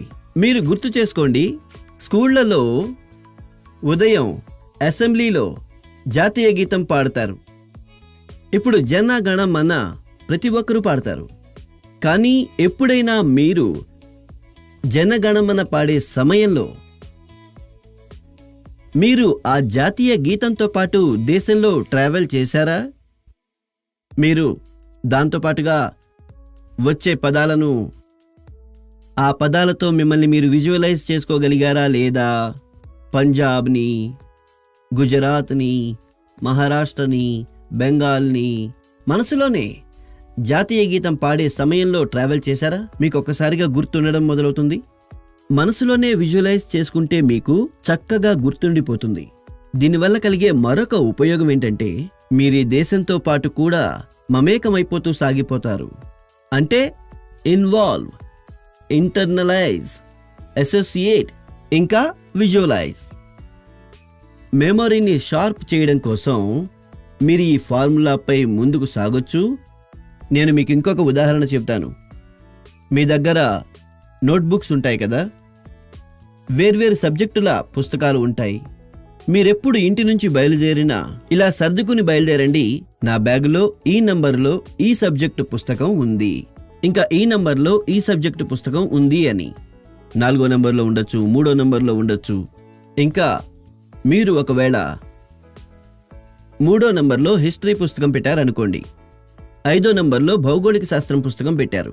మీరెప్పుడు హిస్టరీ పుస్తకం తీయాలనుకున్నా అప్పుడు కళ్ళు మూసుకుని 3వ నంబర్ పుస్తకం తీస్తారు. మీరు చూడండి మీ కాన్ఫిడెన్స్ లెవెల్ ఎంత పెరిగిపోతుందో. సరే, నాకు బాగా నచ్చింది, మీతో మాట్లాడే అవకాశం దొరికింది. అలాగే నేను సార్, రాజస్థాన్ ప్రజలకు కూడా, ఇంకా పుష్కర్లోని పావన ధరిత్రికి కూడా ఈరోజు ఇక్కడి నుంచి నమస్కరిస్తాను. మీకు ధన్యవాదాలు. నమస్కారం అండి. నమస్కారం సార్. చెప్పండి.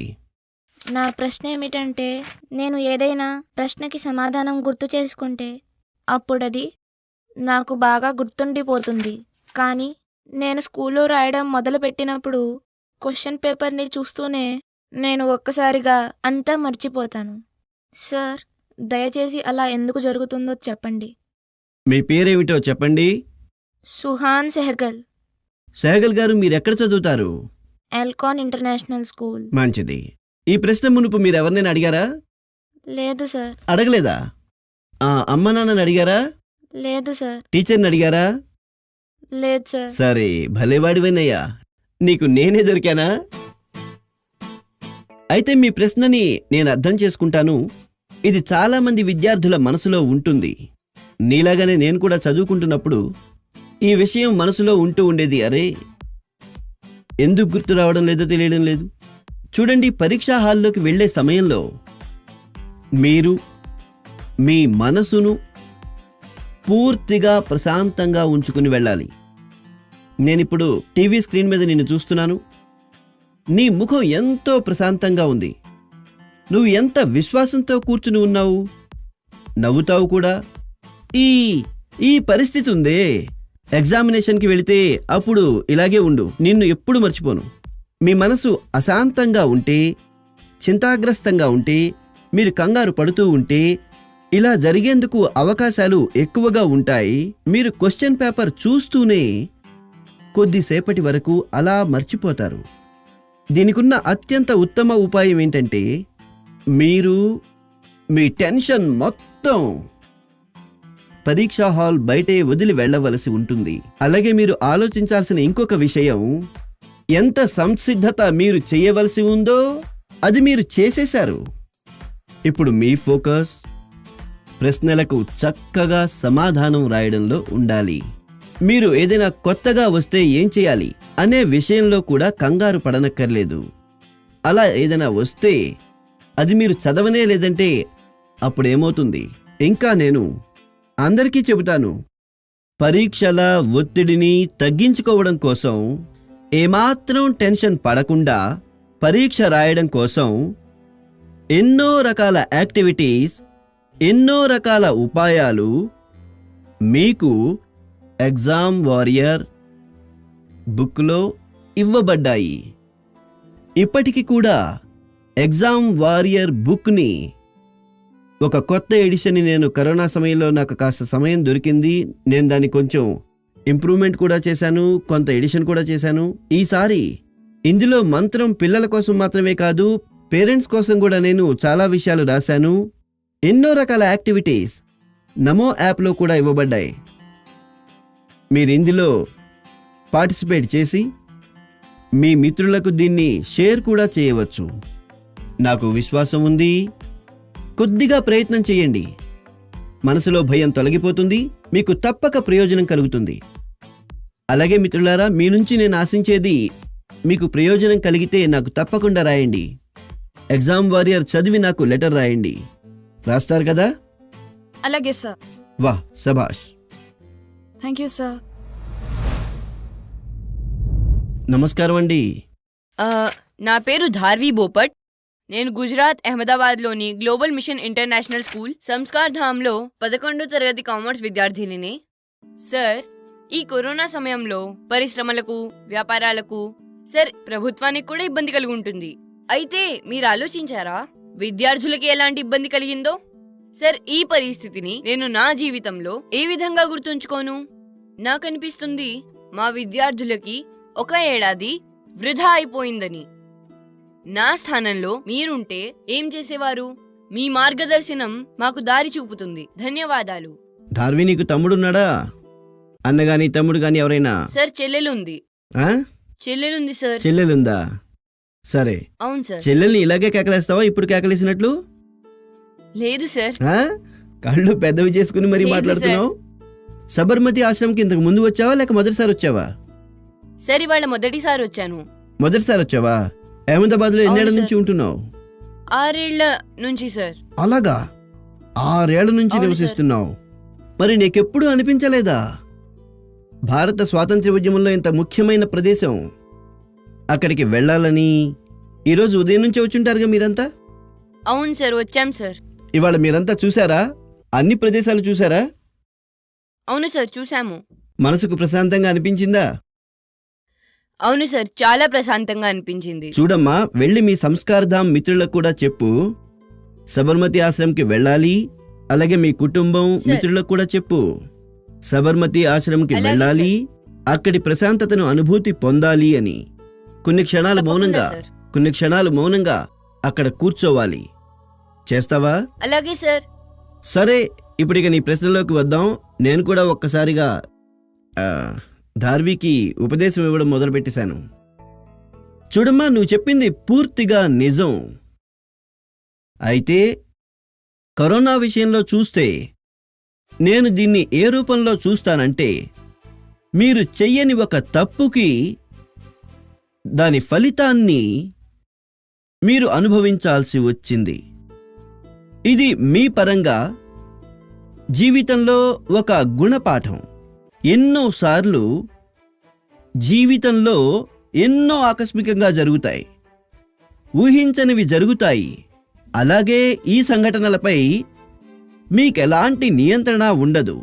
కరోనాలో కూడా మనం చెప్పొచ్చు, పిల్లలకి యువతీ యువకులకి కలిగిన నష్టం అది చాలా పెద్దది. బాల్యంలో అయితే 1 ఏడాది నష్టం అనేది పెద్ద భవనం యొక్క పునాదిలో ఒక శూన్యం లాంటిది. ఈ లోపాన్ని పూడ్చడం అంత తేలిక కాదు.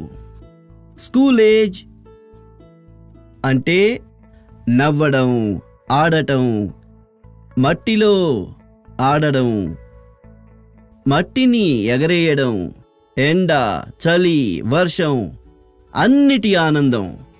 స్నేహితులతో క్లాసు రూములో టీచర్తో కబుర్లు చెప్పడం, మాట్లాడడం, ఇంట్లోని చిన్న సంఘటన గురించి అందరికీ చెప్పేయడం, వాటి మధ్య ఉండడం, ఇవన్నీ జీవన వికాస యాత్రలో ఇవి అనివార్యమవుతాయి.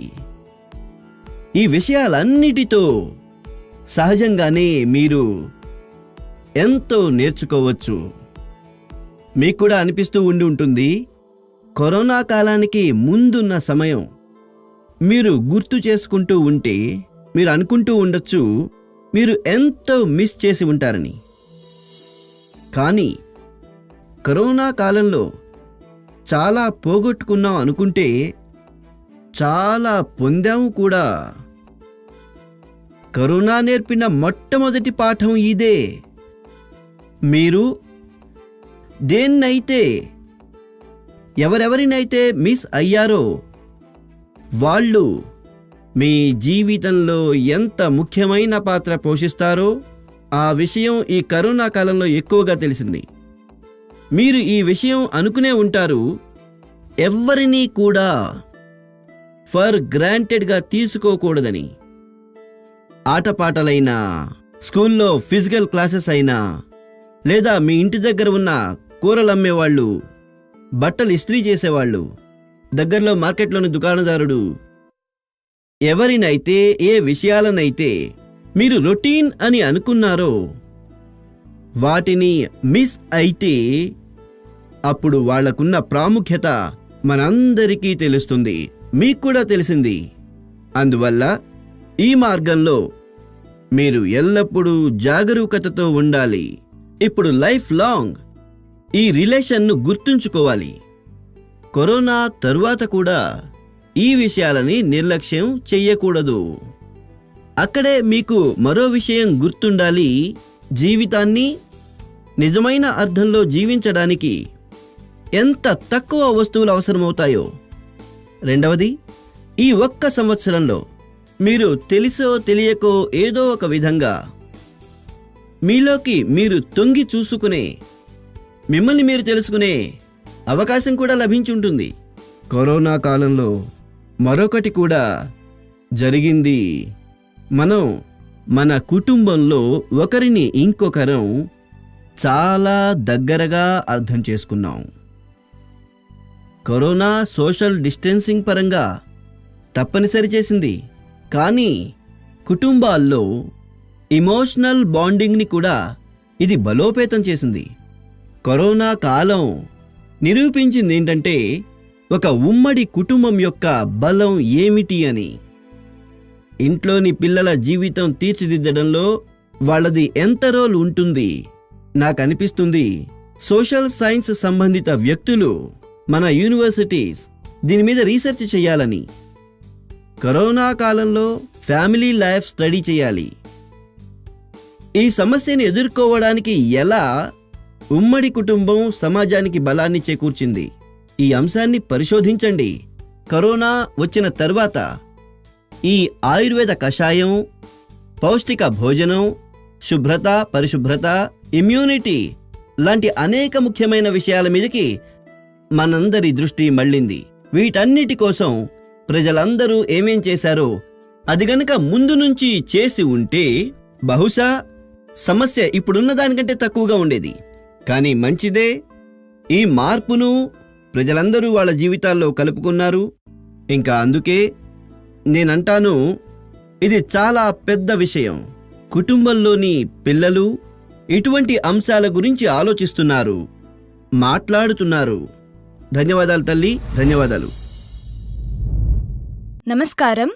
గౌరవనీయులైన ప్రధానమంత్రి గారు, అస్సాం రాష్ట్ర ప్రజలందరి తరపున మీకు అభినందనలు తెలియజేస్తున్నాను. గౌరవనీయులైన ప్రధానమంత్రి గారు, నేను క్రిస్టీ సైకియా, కేంద్రీయ విద్యాలయ ఐఐటి గువాహటి 10వ తరగతి విద్యార్థిని. అలాగే సమస్త అసోం ప్రజల తరపున మీకు నమస్కారం. సార్, కొత్త తరానికి చెందిన ఒక అమ్మాయిగా మా పేరెంట్స్ ఇంకా మా మధ్య జనరేషన్ గ్యాప్ను ఎప్పుడూ తగ్గించాలని కోరుకుంటాము. ప్రైమ్ మినిస్టర్ సార్, మేమది ఏ విధంగా చేయగలం? దయచేసి మాకు మార్గనిర్దేశం చెయ్యండి. నీ పేరేంటమ్మా? Sir, Christy Saikia. సరే, మీ ప్రశ్న చాలా బాగుంది. ఒక విద్యార్థి రూపంలో సార్, మీరు ఈ ప్రశ్న వేశారు. నేను మిమ్మల్ని అందుకు అభినందిస్తున్నాను. ఇది తెలియజేస్తుంది మీరు ఈ విషయంలో ఎంత సున్నితంగా ఆలోచిస్తున్నారు. మీరు ఈ విషయాన్ని కేవలం అర్థం చేసుకోవడమే కాకుండా ఇంకా 2 తరాల మధ్య జనరేషన్ గ్యాప్ తగ్గించాలి. అందుకోసం మీరు ప్రయత్నిస్తున్నారు కూడా. కానీ నేను పేరెంట్స్తో ఈ విషయం గురించి మాట్లాడాలి. ఒక్క విషయం పేరెంట్స్ డిసైడ్ చేసుకోవలసి ఉంటుంది. వాళ్ళు వృద్ధాప్యం వైపుకు వెళదాం అనుకుంటున్నారా, లేదంటే వాళ్ళ వయసుని తగ్గించుకోవాలనుకుంటున్నారా? తల్లి, నువ్వు కూడా మీ తల్లిదండ్రుల్ని తప్పకుండా ఈ విషయం అడుగు. ఒకవేళ పేరెంట్స్ వృద్ధాప్యం వైపుకు వెళ్ళాలి అనుకుంటే నిర్మోహమాటంగా తమ పిల్లలతో డిస్టెన్స్ పెంచుకోండి, గ్యాప్ పెంచుకుంటూ వెళ్ళండి. ఒకవేళ మీరు నవజీవనం వైపుకు సాగాలి అనుకుంటే, మీ వయసును తగ్గించుకోవాలి, యువతగా ఉండాలి అనుకుంటే మీరు మీ పిల్లలతో గ్యాప్ని తగ్గించుకోండి, క్లోజ్నెస్ పెంచుకోండి. ఇది మీకే లాభం. మీరు గుర్తు చేసుకోండి, మీ బిడ్డకి 1 సంవత్సరం వయసు ఉన్నప్పుడు అప్పుడు మీరు తనతో ఎలా మాట్లాడేవారు? అప్పుడు మీరు తనని నవ్వించడం కోసం ఏ విధంగా గొంతులు మార్చేవారు? మీరు మీ ముఖంలో రకరకాల ఎక్స్ప్రెషన్స్ పెట్టుకుని తనతో ఎలా మాట్లాడేవారు? అట్లా చేస్తున్నప్పుడు మీరెప్పుడైనా ఆలోచించారా? ఎవరైనా చూస్తే ఏమంటారు అని ఎప్పుడైనా మీరు ఆలోచించారా? మిమ్మల్ని ఇలా చేస్తూ ఉండగా ఎవరైనా చూస్తే చూడు మొహం ఎలా పెడుతున్నాడో అని అంటారని, ఎలాంటి శబ్దాలు చేస్తున్నాడు అని మీరెప్పుడైనా ఆ సమయంలో ఈ విధంగా ఆలోచించారా? మీ బిడ్డ మనసులో ఏం అనుకుంటూ ఉన్నాడో అని? మీకు ఆ సమయంలో ఆనందం కలిగింది, అందుకే మీరలా చేశారు. మీరు ఎవ్వరినీ లక్ష్య పెట్టలేదు. అంటే మీరు అన్నీ వదిలేసి మీరు కూడా ఓ పిల్లవాడిలాగా అయిపోయారు. బిడ్డతో ఆడుకోవడానికి స్వయంగా ఆటబొమ్మగా మారారు. అలాగే బిడ్డ బొమ్మలతో కూడా అంతే ఇష్టంగా ఆడారు. మీరు గుర్తు చేసుకోండి, ఒక్కోసారి మీరు గుర్రమయ్యుంటారు, ఒక్కోసారి బిడ్డని వీపు మీద ఎక్కించుకుని తిరిగి ఉంటారు, ఒక్కోసారి భుజం మీద ఎక్కించుకుని ఇల్లంతా తిరిగి ఉంటారు, ఒక్కోసారి 4 కాళ్ళ మీద నిలబడి నడిచి ఉంటారు. బిడ్డ ఏడ్చి ఉంటాడు, తనని ఏడుపు మాన్పించడానికి మీరు కూడా ఏడ్చినట్టు నటించి ఉంటారు. అప్పుడు మీకు ఏమీ తేడా అనిపించేది కాదు. ఇది చూసేవాళ్ళు ఏమనుకుంటారు అని, ఇంట్లో మిగతా వాళ్ళు ఏమంటారు, సమాజం ఏమంటుంది అని, మిత్రులు ఏమంటారు, అవేవీ ఆలోచించలేదు. ఎప్పుడైనా ఆలోచించారా? మీరు ఆ ఆనందాన్ని అనుభవించారు. అలా పిల్లలకు 5-6 ఏళ్లు వచ్చే వరకు నడుస్తూనే ఉంటుంది. ఎప్పుడైతే పిల్లలు పెరిగి కొద్దిగా పెద్దవాళ్ళవుతారో అప్పుడు ఒక లెవెల్ దగ్గర మెంటాలిటీ ఎలా అయిపోతుందంటే తల్లిదండ్రులు పిల్లల్ని డామినేట్ చేయాలని చూస్తారు. పిల్లలకు అన్నీ నేర్పాలి అనుకుంటారు. అకస్మాత్తుగా స్నేహితులుగా కాకుండా పిల్లలకి ఇన్స్ట్రక్టర్గా మారిపోతారు. అప్పుడప్పుడు ఇన్స్పెక్టర్ కూడా అయిపోతారు. మిత్రులారా, పిల్లవాడు ఒకసారి బయటి ప్రపంచంలోకి అడుగు పెట్టినప్పుడు ఎన్నో విషయాలను అబ్జర్వ్ చేస్తాడు. ఇంట్లో చూసిన దానికి కొంచెం ఎక్కువ, వేరుగా, కొంచెం కొత్తగా దాన్ని చూస్తుంటాడు. ఆ సమయంలో మీ జాగరూకతతో కూడిన బాధ్యత ఏమిటంటే ఆ కొత్త వాతావరణంలో మీ బిడ్డ మరింతగా అభివృద్ధి చెందాలి. ఇంకా దీనికి ఒక ఉత్తమమైన మార్గం ఏంటంటే మీరు వాళ్ళ మనసుతో పెనవేసుకోవడం. వాళ్ళ మనసుతోనే చెయ్యండి. ఇంకా వాళ్ళు చెప్పే ప్రతి విషయాన్ని ఇమోషనల్లీ అటాచ్ అయి వినండి. మీరు ఫోన్లో మాట్లాడుతున్నారు, అతనేదో చెప్తున్నాడు, అలా కాదు. పూర్తిగా వాళ్లతో కలిసిపోండి. మీకు ఏదైనా ఇష్టం లేకపోతే ఆ పని మీ బిడ్డ చేసి గనక వస్తే అతన్ని తిట్టకండి, ఆపకండి. కేవలం వింటూ ఉండండి. వింటున్న సమయంలో అతనికి అర్థం కావాలి మీరు అతన్ని ఎంతగా ప్రేమిస్తున్నారు. ఏదైనా మంచిది కాని పని చేస్తే దాన్ని మీ మనసులో రిజిస్టర్ చేసుకుని ఉంచుకోండి. ఇంకా ఈ గ్రోయింగ్ ఏజ్ పిల్లల కోసం చెయ్యడం చాలా అవసరం కూడా. మీరు వీలైనంత వరకు వాళ్ళ మాటలు వినండి, వాళ్ళు చెప్పేది అర్థం చేసుకోండి. మీరు ఇన్స్ట్రక్టర్ లాగా వాళ్ళని ఉదయం నుంచి సాయంత్రం వరకు ఏం చెయ్యాలి అనేది చెప్పకండి. మాటిమాటికి అడగకండి, నేను నీకిది చెప్పాను కానీ నువ్వేం చేశావు అని. అయితే కేవలం మీ కళ్ళు తెరుచుకుని ఉంచుకోండి, చెవులు తెరుచుకుని ఉంచుకోండి. వారి మీద దృష్టి పెట్టండి. వాళ్లలో మార్పు రావాల్సిన విషయాలకు సంబంధించి మీరు రిజిస్టర్ చేసినవి, మీకు సరికానివి అనిపించినవి, వాటిని సరిచేసేందుకు బాగా ఆలోచించి ఒక ఎన్విరాన్మెంట్ క్రియేట్ చేయండి. అయితే వాళ్ళెక్కడ తప్పు చేస్తున్నారో వాళ్లకే తెలిసేలాగా చేయండి. ఎప్పుడైతే తల్లిదండ్రులు పిల్లలతో సమవయస్కులై కలుస్తారో అప్పుడు ఎటువంటి ఇష్యూ కూడా ఉండదు. ఎప్పుడైనా పిల్లవాడు ఏదైనా కొత్త పాట వింటుంటే, ఏదైనా కొత్త మ్యూజిక్ వింటూ ఆనందిస్తున్నాడంటే మీరు కూడా వాళ్లతో ఆ ఆనందంలో పాలు పంచుకునే ప్రయత్నం చేయాలి. మీరు తనకి చెప్పకండి, 30 సంవత్సరాల క్రితం మా జమానాలో ఈ పాట వచ్చింది, మేము అదే పెడతాం. వద్దు, అలా చేయకండి. తనకిష్టమైన పాట మీరు కూడా తనతో కలిసి విని ఆనందాన్ని పొందొచ్చు కదా.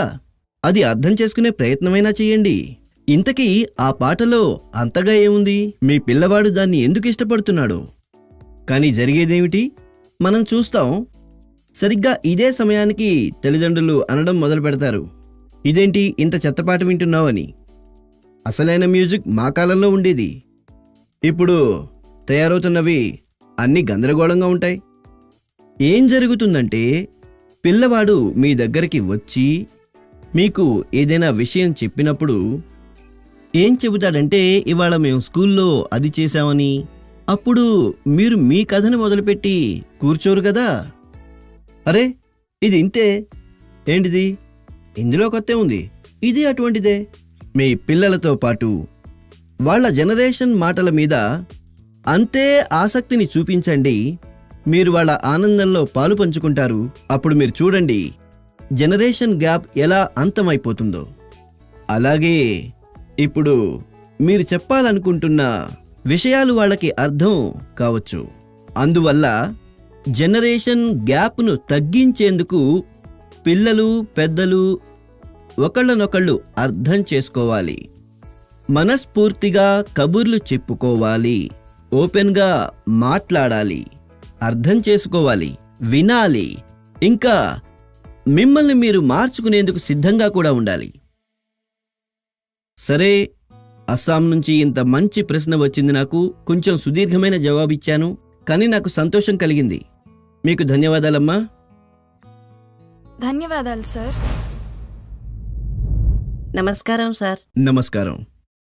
నేను శ్రేయన్ రాయ్, టాష్కెంట్ నుంచి. నేను సెంట్రల్ మోడల్ స్కూల్ బరక్పూర్ కోల్కతాలో చదువుతున్నాను. సార్, ఎగ్జామ్ సీజన్లో పరీక్షల కంటే మమ్మల్ని భయపెట్టేది ఏమిటంటే పరీక్షల తర్వాత ఏం జరుగుతుంది అనేది.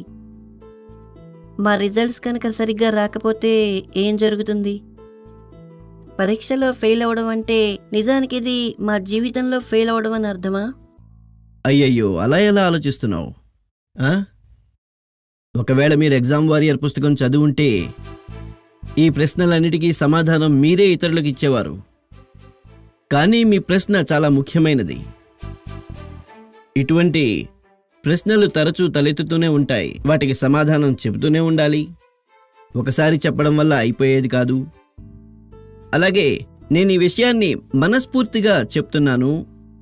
దురదృష్టవశాత్తు ఈ విద్యారంగంలో అలాగే కుటుంబ జీవనంలో ఆలోచనల పరిధి ఎంతగా పరిమితమైపోయిందంటే పరీక్షలో మీకొచ్చిన మార్కులను బట్టి అది మీ యోగ్యతకు కొలమానం కాకూడదు.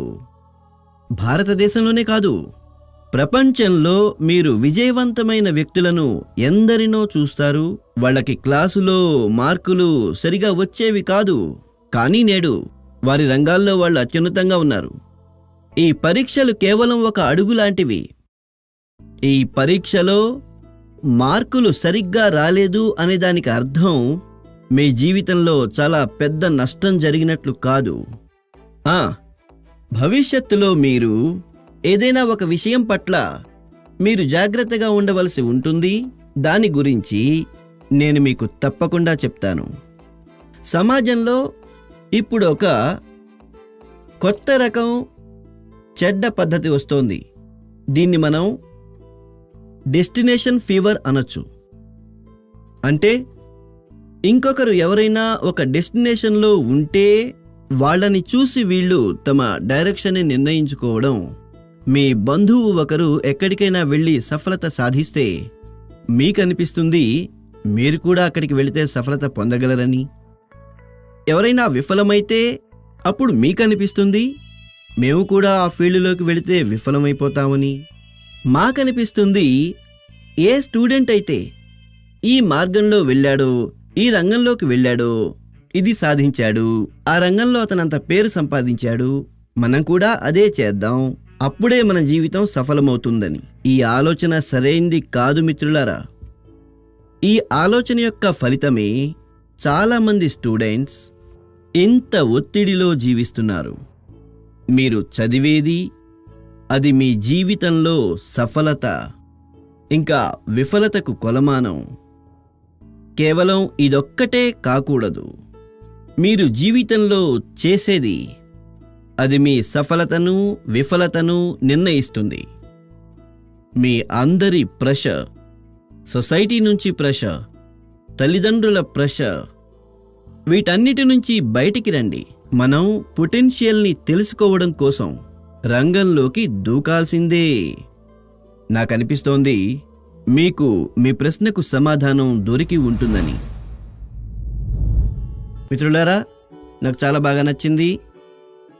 మీ అందరితోనూ వర్చువల్లీ కలిసే అవకాశం నాకు లభించింది. నేను మీ అందరికీ ధన్యవాదాలు తెలియజేసుకుంటున్నాను. నిజంగానే నాకు చాలా ఆనందం కలిగింది.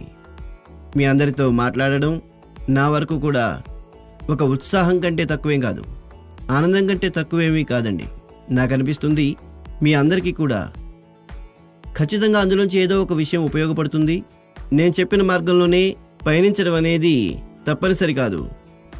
ఆలోచించండి, మీ పద్ధతిలో ఆలోచించండి.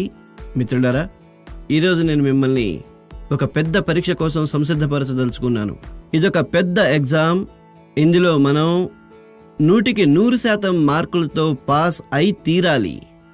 అది మన భారతదేశాన్ని స్వయం సమృద్ధం చేయాలని. ఇదే వోకల్ ఫర్ లోకల్. దీన్ని జీవనమంత్రం చేసుకోవాలి. నాదొక అభ్యర్థన. ఒకసారి మీ బోర్డు పరీక్షలు సమాప్తమైన తరువాత మీ కుటుంబ సభ్యులందరితోనూ కలిసి ఒక లిస్టు తయారు చేయండి. ఉదయం నుంచి మొదలుకొని రాత్రి వరకు మీరు ఏ ఏ వస్తువులను ఉపయోగిస్తూ ఉన్నారు, వాటిలోంచి ఎన్ని వస్తువులు విదేశీ గడ్డ మీద తయారైనాయి, అలాగే ఎన్ని వస్తువులలో భారతమాత మట్టి యొక్క సుగంధం ఉందో, ఎన్ని వస్తువులు ఈ దేశవాసుల శ్రమతో తయారైనాయో. అంతేకాకుండా ఎగ్జామ్స్ తర్వాత మీకోసం ఒక టాస్క్ నేను ఇవ్వదలుచుకున్నాను. మీ అందరికీ తెలుసు, మన దేశం స్వాతంత్ర్యం వచ్చి 75 సంవత్సరాలు అవుతున్న సందర్భంగా ఆజాదీ అమృత్ మహోత్సవం జరుపుకుంటోంది. అమృత్ మహోత్సవంలో మన స్వాతంత్ర్య సమరయోధుల గురించి మీ అందరూ తెలుసుకోవాలి. స్వాతంత్ర్య పోరాటం గురించి తెలుసుకోవాలి. అందుకోసం దేశం ఒక ప్రచారాన్ని ప్రారంభించింది. మీరు ఈ ప్రచారంలో పాల్గొనాలి.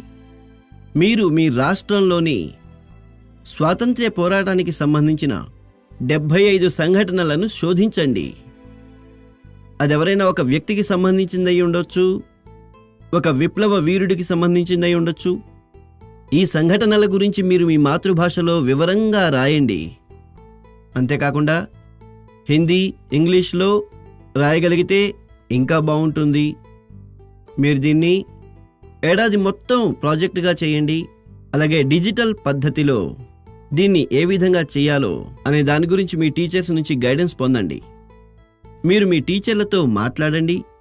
మీ పేరెంట్స్తో, బామ్మ తాతయ్యలతో మాట్లాడండి. మీరు ఏం చెయ్యగలరో అన్న దాని గురించి చర్చించండి. మిత్రులారా, గురుదేవుడు రవీంద్రనాథ్ ఠాగూర్ రాశారు, నేను కలగన్నాను, జీవితం ఆనందంగా ఉందని. నేను మేల్కొన్నాను, తెలుసుకున్నాను, జీవితం ఒక సేవ అని. నేను సేవ చేశాను, ఇంకా తెలుసుకున్నాను, సేవలోనే ఆనందం ఉందని. స్వయంగా మీరు చూడండి, మన కోరికలు ఇంకా మన లక్ష్యాలు దేశ సేవతో కలిసిపోతే మనం కోట్లాది జీవితాలతో కలిసిపోతాం.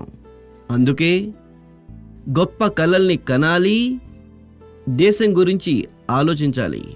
నాకు పూర్తి విశ్వాసం ఉంది, మీరు ఎగ్జామ్స్ చాలా మంచి మార్కులతో పాస్ అవుతారని, ఆ తరువాత జీవితంలో ముందడుగు వేస్తారని. అందుకే బాగా చదవండి, బాగా ఆడండి, బాగా ఎంజాయ్ చేయండి. రిజల్ట్స్ వచ్చిన తర్వాత నాకు మీ సందేశాన్ని కూడా తప్పక పంపించండి. నేను ఎదురు చూస్తూ ఉంటాను. ఇవే శుభాకాంక్షలతో నా యువ మిత్రులందరికీ, చిన్నారి స్నేహితులకు ధన్యవాదాలు తెలుపుతున్నాను.